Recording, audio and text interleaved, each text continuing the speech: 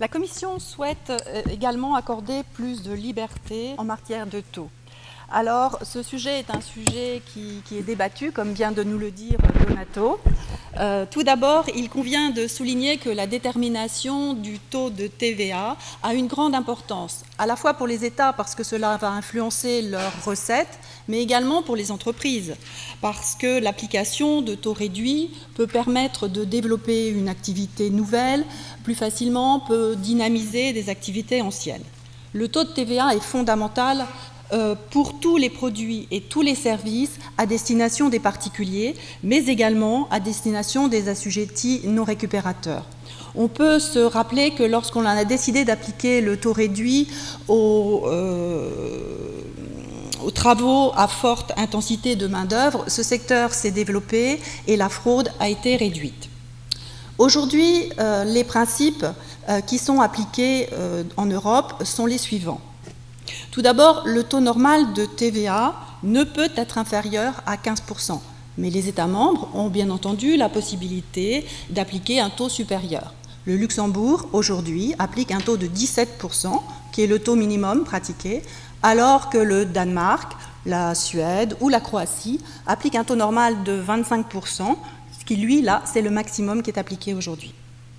Il existe également une liste préétablie de produits, comme Donato nous l'a rappelé tout à l'heure, qui peuvent bénéficier de taux réduits. Cette liste figure dans la directive depuis quelque temps et il est difficile un petit peu de modifier cette liste et de prendre en compte toutes les évolutions technologiques.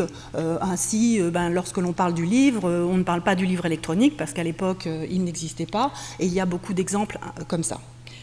Par ailleurs, il y a eu des dérogations de statu quo qui ont été accordées aux États membres, donc on leur a autorisé à appliquer des taux super réduits. Donc aujourd'hui, il apparaît que ce système ne paraît plus très adapté et en tous les cas, les États font un petit peu des exceptions, appliquent les choses un petit peu différemment. Donc la Commission a dû lancer 40 procédures d'infraction à l'encontre de plus de 2/3 des États membres. La France a été concernée plusieurs fois. Alors, il y a eu des débats pour savoir la fixation des taux, c'est la compétence de qui, de la Commission, des États, etc.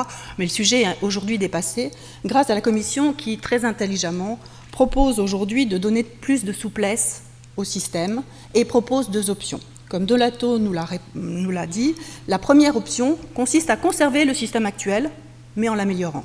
C'est-à-dire, on maintient le taux normal minimum de 15%. D'ailleurs, la semaine dernière, une directive a été promulguée pour permettre de continuer à appliquer ce taux de 15% jusqu'au 31 décembre 2017.